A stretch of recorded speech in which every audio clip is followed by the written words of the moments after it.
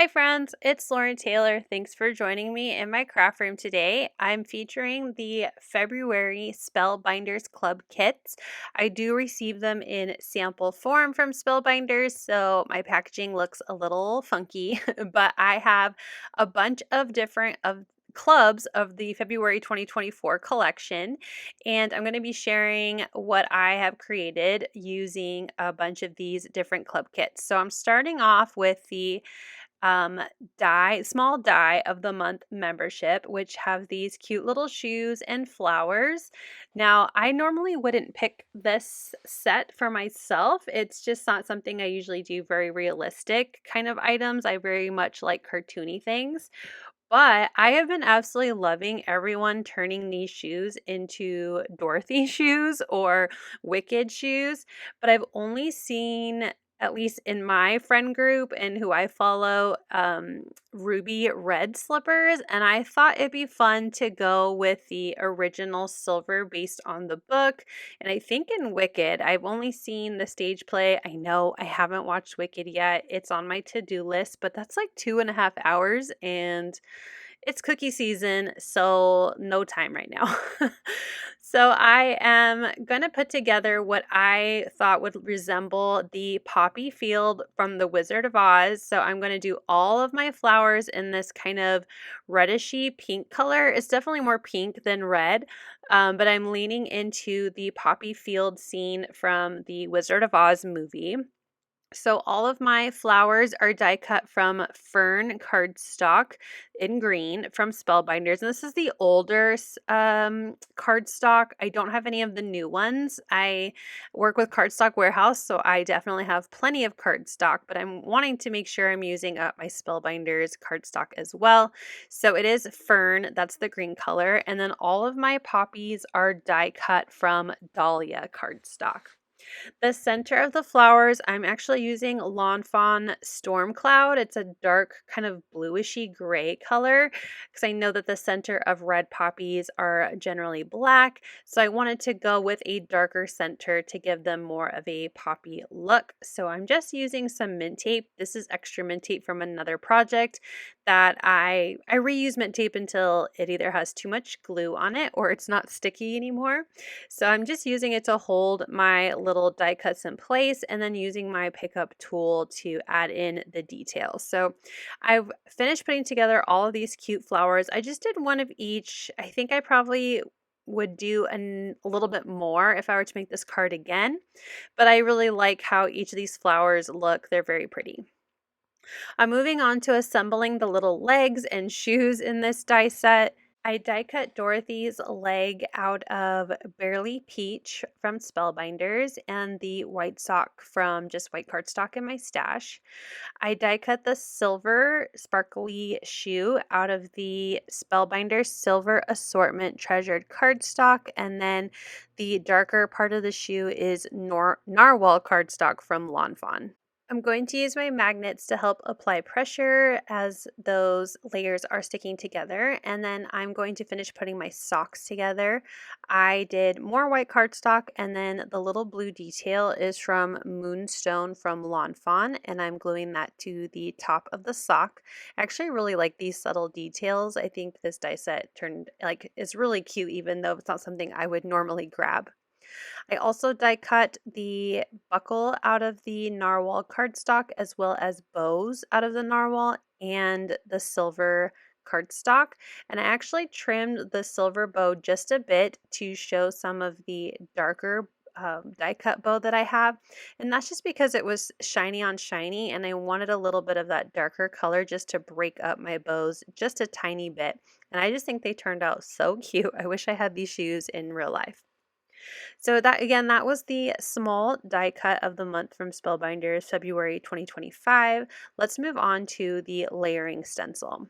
Now, at the time of doing my voiceover, the stencil is no longer in stock, so I'm so sorry if you were on the fence about getting the stencil, but if you already have the stencil, I hope my video will give you some inspiration on how to use it.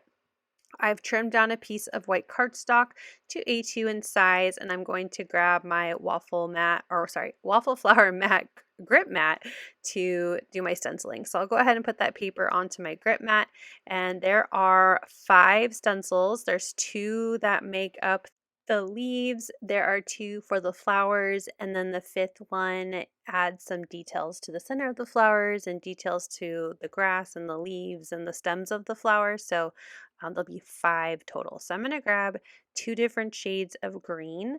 I'm going to use for the first stencil Later Gator, which is the lighter of the 2, and a blending brush.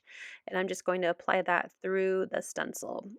And because this video is going to be a little longer, I'm just going to jump through the stencils here. So after I finish adding the first layer, I replace it with the second stencil, and I used Fake Plant. And these are all going to be Simon Hurley Create die ink pads. Then I'll move on to the flowers, and I started with Love Struck, which is a nice kind of like pinky red, again trying to match that cardstock. And then I brought in Prom Queen, which ended up being too pink for me. So I do take my red blending brush and try to add a little bit of red to it before I peeled off the stencil. And then the last color I used was Shady to add in those darker centers and details to the plants. So I'll go ahead and take that off my grip mat, and then I'm going to grab some Pearl Color Pigment watercolors. I was trying to find silver in my watercolor stash, and I don't have a silver. Need to add some more to my collection. So I'm going to use this white one here. I feel like it was kind of close enough to silver, and I'm just going to splatter that as much as I can around the flowers and leaves to give it that shiny, subtle, silvery shine. That shiny shine, and set that aside to dry. So now I'm going to start working on the card layout, and for this I'm going to grab a few supplies from my stash. I'm going to grab the Mirrored Arch label dies, which is just a fun kind of nested design die set, and I'm going to use those to create a frame and a background. I really want the shoes to look like they're standing in the poppies. So I use one of the frame dies, I think it's the 4th from the largest, to die cut out that design. And then the 3rd from the largest, I die cut out of that dark gray, again, Storm Cloud cardstock from Lawn Fawn. And while I do end up covering most of the flowers with this, I just think it's going to look better, like my feet aren't floating in the flowers, that it's more of a background design. So then I'm going to grab my A2 card base, and I'm also going to grab some gingham cardstock. This is Gotta Have Gingham Petite paper pad from Lawn Fawn. It's long since retired, but it does have this pretty blue gingham design, just like Dorothy's dress, and so I want to use that as my background on my card base. So I have kind of a rough idea of how I'm going to create my card. So I'm going to get my paper trimmer and trim down this gingham piece of cardstock to 4 by 5 1/4. And I'm actually going to trim it so the blues are as close to the edge as possible. I really wanted that blue to be on the edge rather than white. So I did trim that down to a size that I liked with edges that I knew that I would prefer. So I'm going to use my tape runner, and I'm going to attach my stenciled background to the gray cardstock. And then I'll go ahead and attach this to the center of that gingham paper. Again, just using my tape runner. And I have not attached it to the card base yet because I want to attach my little legs, and then I'm going to trim off the legs so they match the edge of the gingham paper. So as you can see here, it looks much more like the flowers are a background piece, but that she's still kind of standing in them. And I'm using some thin foam adhesive to attach the legs. I'm sorry I'm a little off camera here, but I'm going to attach the back leg first. So just making sure I like the placement. It feels even on the left and the right. And then again, just grabbing my scissors to make the leg end at the top of that gingham paper. And then I repeat that process with what is the left for us, but would be the right leg for Dorothy. And then trimming off the excess of her leg, so that way they're right up flush with that gingham cardstock. And now I can attach this to my card base using my tape runner. Next, I'm going to add in my flowers. So I'm going to do kind of a dry run, making sure I like the placement of the flowers around the shoes, just building more on that background. And once I'm happy with the placement, I'll go ahead and grab my liquid glue and I'm just going to start gluing them in place. So putting glue on the stems and glue on the flowers where they overlap the socks and shoes. And then I'm going to use that same thickness of foam adhesive that I did for the leg and the shoe pieces for any of my flowers that need to attach to the background. So that way they're on the same depth, the same level as the rest of my scene. So I'll add liquid glue again to the stem of this flower, and then I'm going to grab a foam dot and I'm going to attach it to the back of the flower. I'm just playing around with the placement. I didn't cover the background or the backing of my shoes and legs like a full foam adhesive, so the stems kind of tuck in between the different areas of the shoes. Once I have all those in place, I am going to grab a sentiment. I just didn't like any of the ones from the spring stamp set and the Glimmer hot foil. It just didn't match the theme of this card. So I did grab There's No Place Like Home from the Farm Sweet Farm Spellbinders set. This is a Better Press set from the Justine's Farm collection, and obviously it's perfect for Dorothy. So I'm going to foil that with some silver foil on white cardstock. But since I'm getting my Glimmer hot foil up and going, I thought I would start getting my foiling pieces for my next two cards ready as well. And the hot foil that I received with this month's Glimmer hot foil kit is Lavender Petal, which I did not have, so I was very excited to get a new color. I have a lot of foil and I love having a lot of foil, but it's really exciting when I get a new color.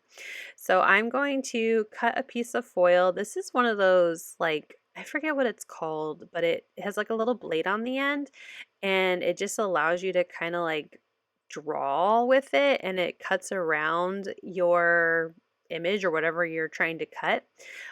If you I don't remember the name. It's on my basic supply list, I believe, but I'll put it down below in my description box to the Amazon link if you need one of these, like I did.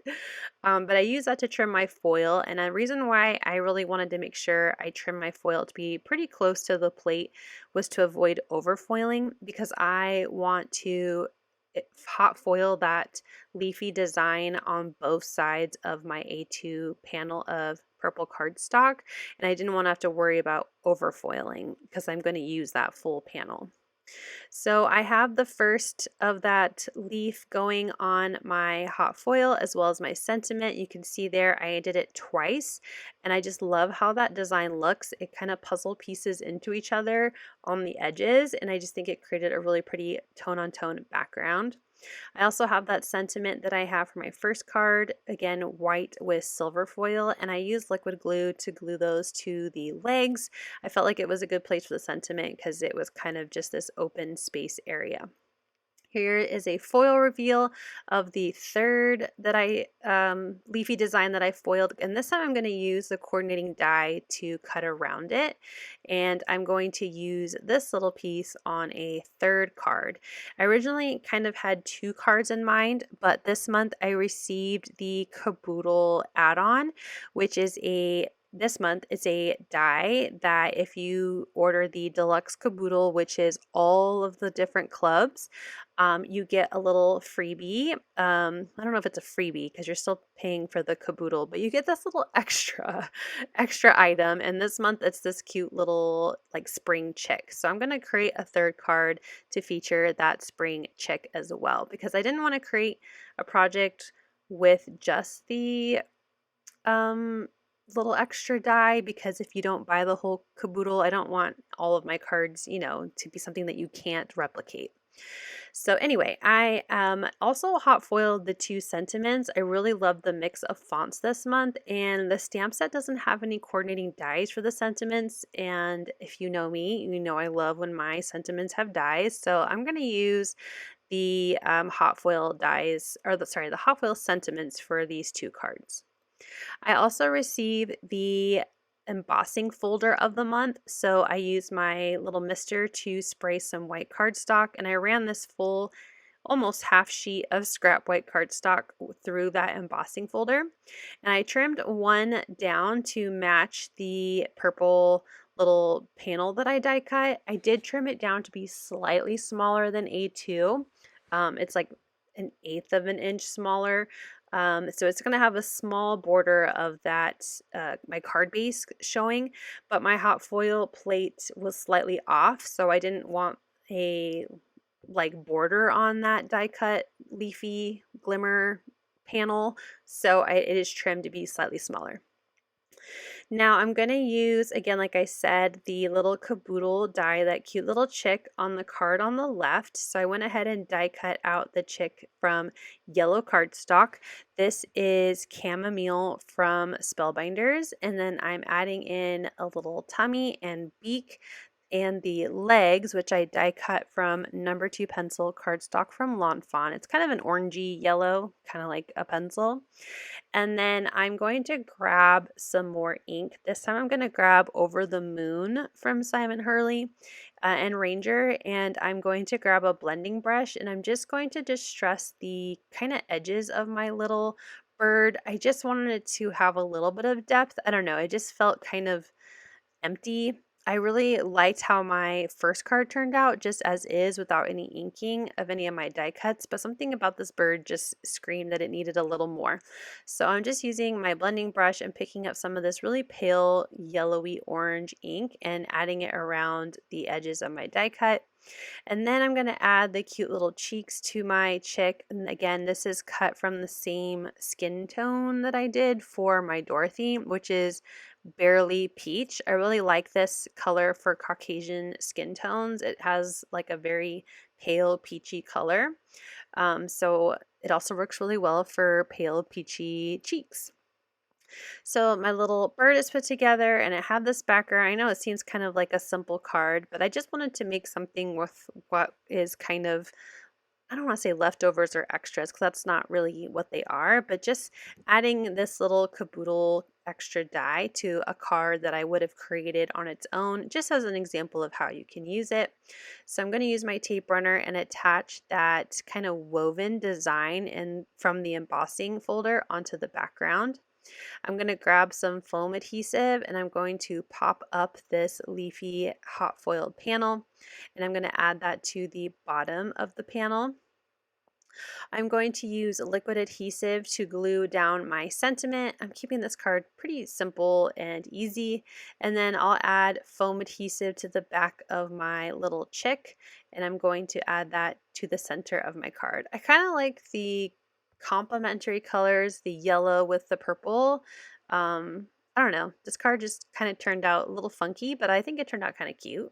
I still think the Dorothy one is going to be my favorite out of the 3 that I make today, but this one is definitely just a cute little cutesy spring card. So I'm going to add a few gems because I felt like it needed something. I kind of wished that I would have done splatter on the embossed background before gluing everything together, but some controlled splatter are gems, and so I'm just going to add a few of those. These are the crystal mix from Spellbinders, and I think it just added a little bit more interest to the card. So that is card number 2. Now, I definitely like this one the most out of the 2 hot foil cards I made. I'm going to create a little kind of oval design on the card. So I'm going to stamp one of the little bunnies and the chick and the floral images, or one of the chicks, I should say, from the stamp set. And I just stamped them with alcohol marker friendly black ink. And I colored them in with Oh Hoo Hoo art markers. And I'm working on just kind of a rough idea of how I want the card to look. And I think it would look really cute in an oval shape, like I said. So I'm going to grab my die set from Spellbinders called the Essential Modern Ovals Etched Dies. And these are skinny ovals. At first I was like, is this really what I want? But let's try. So I know I've already embossed this panel, so when you run it through a die cut machine, it will flatten out some of the embossing, but that's okay. I'm okay with that. I still like the subtle design in the background. And I'm layering this onto using my grid mat to help me get things centered. And I'm going to work on a dry run of layering all of these pieces onto this oval on the center of this card. And honestly, I really like it. It's kind of this little funky, skinny oval, but I think it's going to look really cute. So I'm going to grab my card base. This time it's going to be a horizontal card. And I'll start with getting all of my little elements ready to put on the card. So I'm going to start with adding the background. I'm going to just use tape runner to attach this panel to my card base. And then I'm going to grab my foam adhesive and I'm going to attach that little oval to the center of my card with some foam adhesive. And that's going to be the bulk of my dimension. I will add a little bit more on the sentiment, but I'm going to glue my images that I stamped and colored just with liquid adhesive right onto that little oval. So I'm going to start with layering the floral images, and anywhere where the image is going to actually overlap with the purple background, so off of that oval, I did add a little bit more foam adhesive just so there was some stability for those pieces. But the rest are glued down with liquid adhesive and attaching to that little white embossed oval. I did my best to get that little, well, not little, the large flower to be kind of centered. I'm adding liquid adhesive to my cute little rabbit, and same with my chick, and I'm adding those to the oval. And then a little bit more foam adhesive for that sentiment, and I'm going to attach that right onto the card. I think this turned out really fun and cute. I wasn't really sure, like I said, that oval felt real skinny and small, but I think it turned out really cute.